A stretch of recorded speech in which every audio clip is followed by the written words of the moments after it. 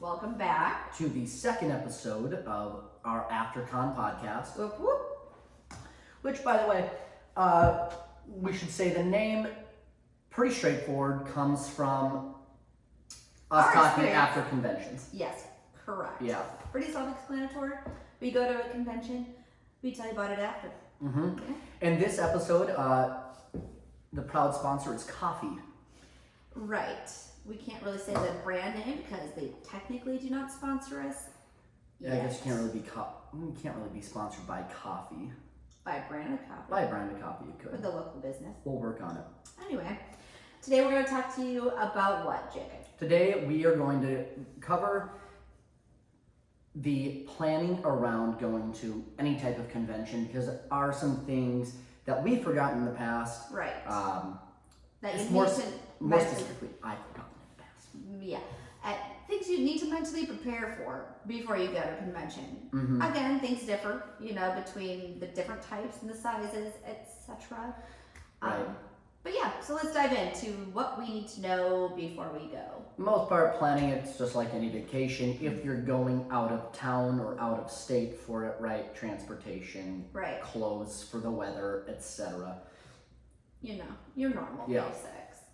But the big thing is getting tickets for the convention itself, getting tickets for photos and autographs or other activities that they might host there that are on a ticketed basis. Some of those things at some of the places you do need to get ahead of time, and then there's many circumstances where you can just get them when you get there. It's more if you want to just be prepared, or should they make a decision, hey, we've got way too many booked, we can't accept anymore, which does happen. Yeah, I would definitely recommend getting anything that you're going to actually do and want while you're there, such as photograph tickets and autograph tickets before you go, because it is very likely that they will sell out.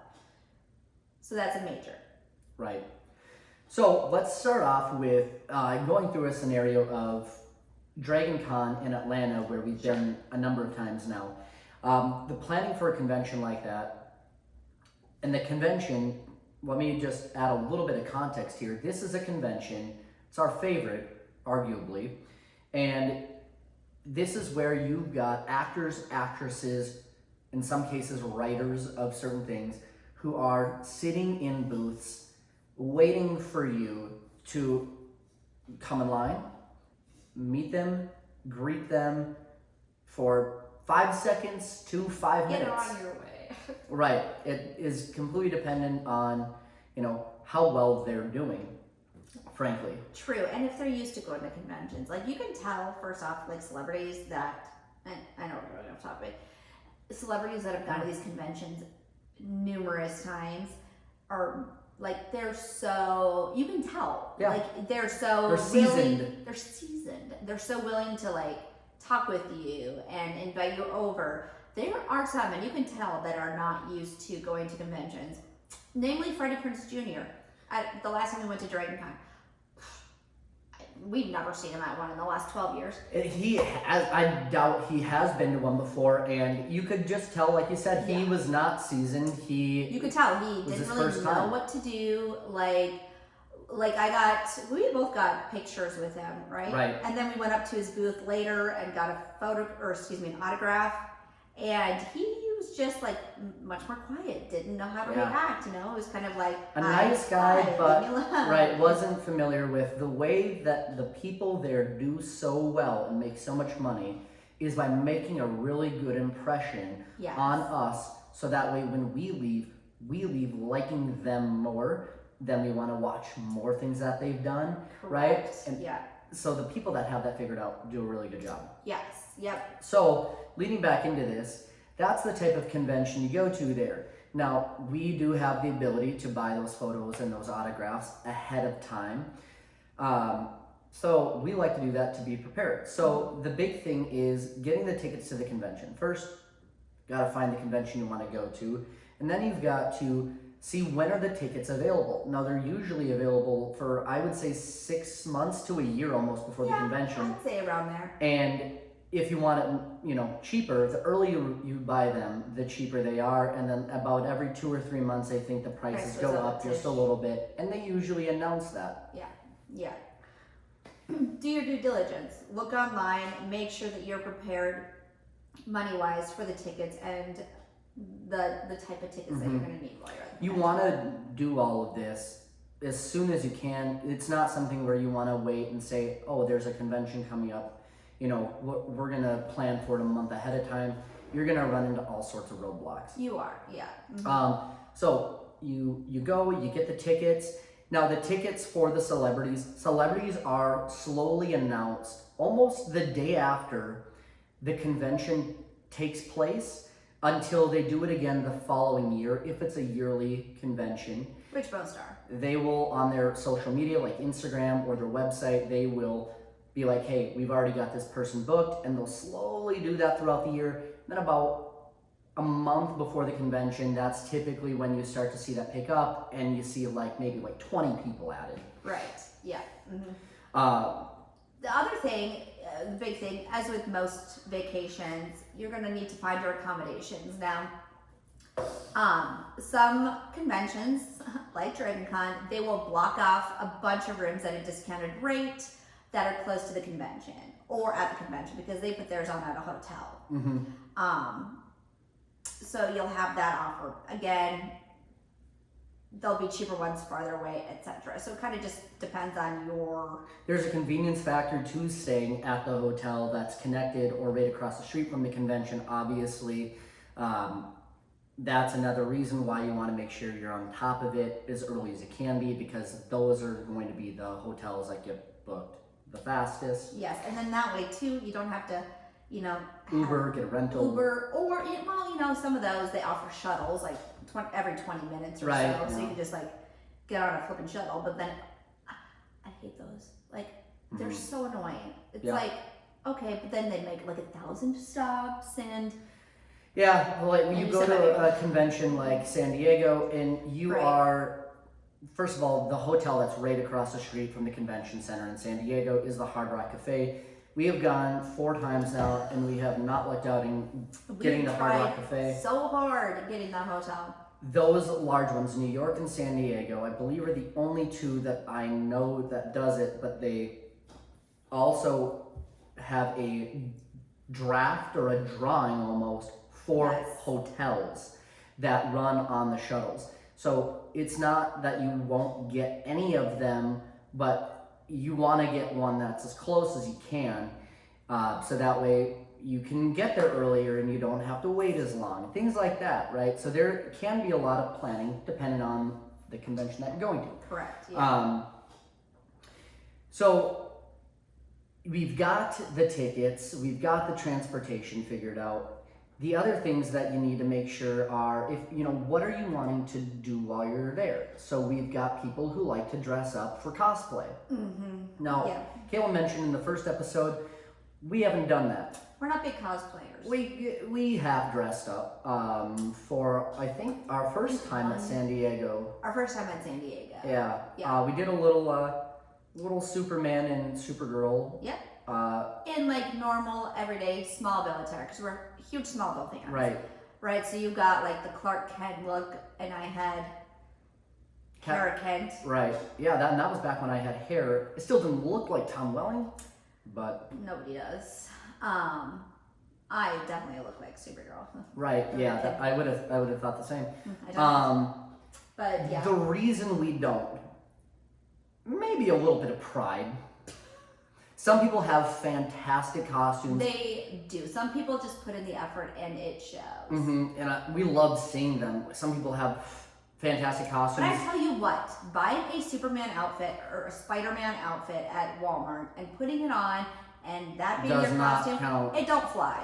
No. When Spider-Man was at its peak a couple of years ago with Tom Holland's last couple of movies, Spider-Man started just skyrocketing at these conventions, and you see seriously 20 people in just a spandex Spider-Man suit that they ordered, which is fine if you're looking to go into it for fun a little bit, but it's at the same time you see some people put in a certain level of detail in their custom-made outfits. You can tell they have been working on that for months. And those are so cool to see. And it's, you know, again, you're seeing people dress up as things that aren't at conventions, whether it's sci-fi.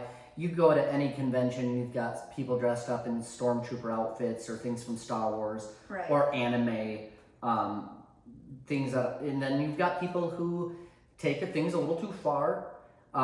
Before I dive into how they're taking it a little bit too far, I want to point out the other thing to think about when you're planning, right? So if you are somebody who wants to cosplay, before I get too far off track, if you're somebody that wants to cosplay and you do have, you know, a big outfit, and you're flying, you're probably going to have to, you know, put all that stuff in your own suitcase or ship it separately. You can bring certain type of weaponry into the conventions. They do have a process for getting those into the convention, and obviously nothing that's an actual weapon, props only. Props.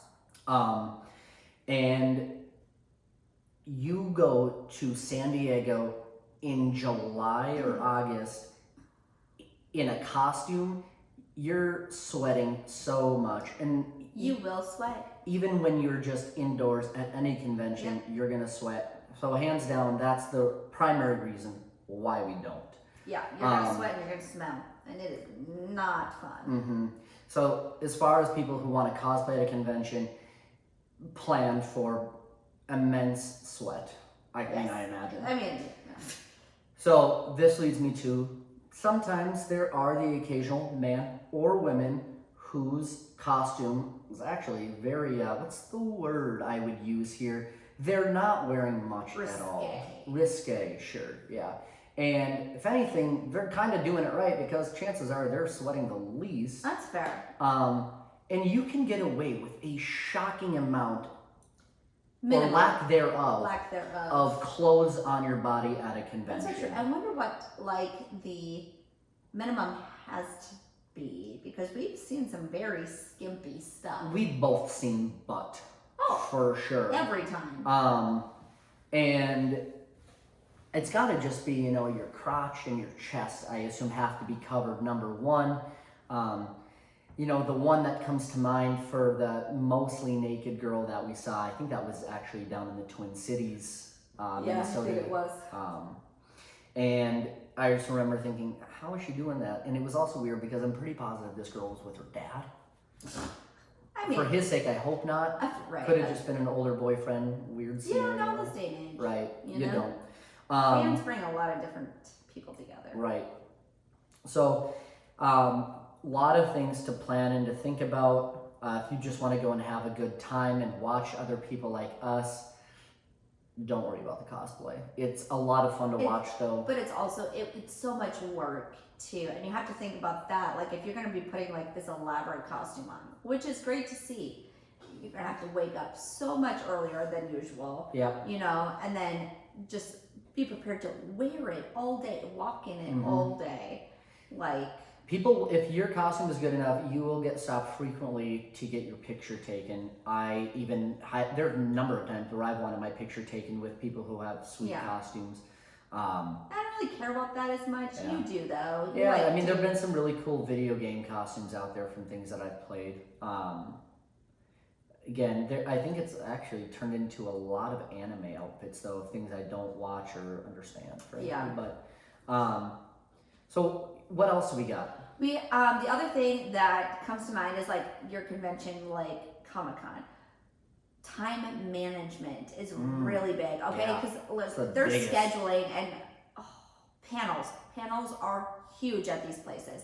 Like, you can go and like meet celebrities, etc., etc. But panels where you like go and like hear like the cast of a show or a movie or a comic book writers, etc., talk about what they're working on or what's coming out.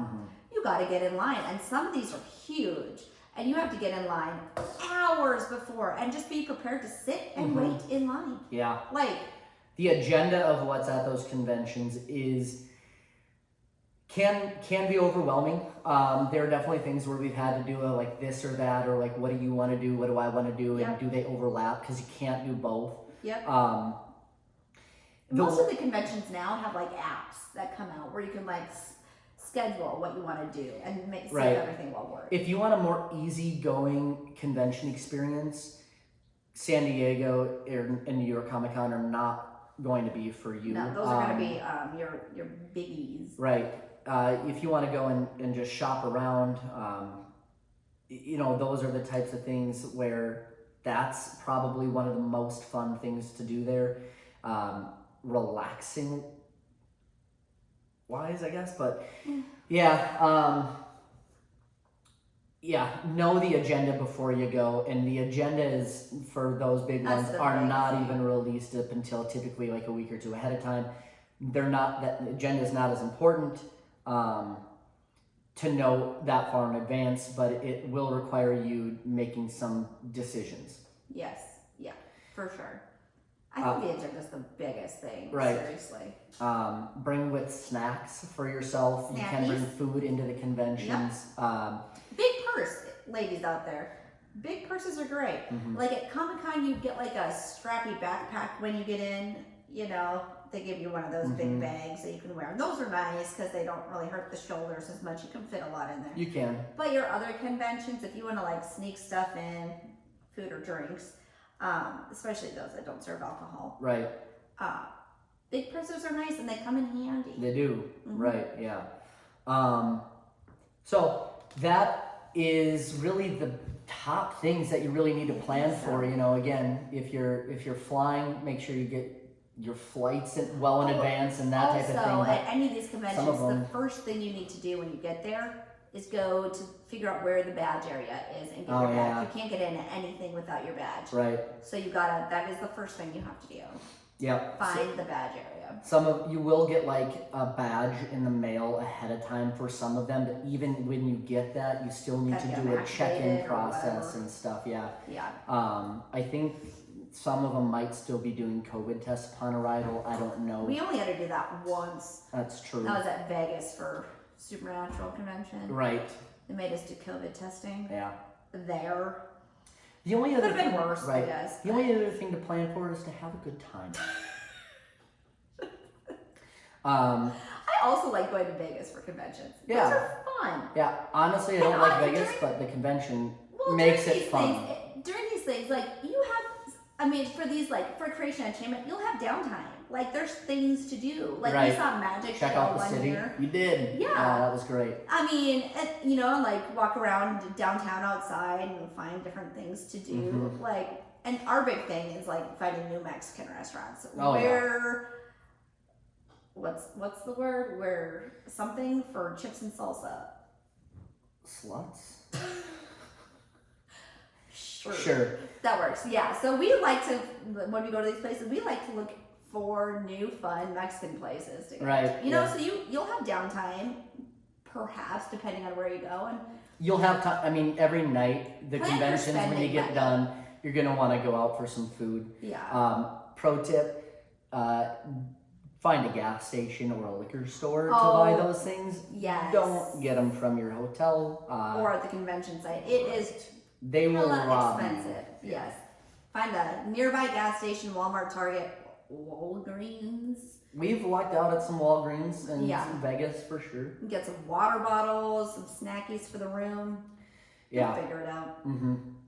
Anyways, so that's going to wrap us up here for today, everybody. Thank you again for tuning into episode 2. Remember, Instagram AfterCon. You can catch us where you're, I assume, listening to us now on Apple Podcasts. Yes. And any questions, comments, or things you want us to talk about, just DM us. Yeah. See ya.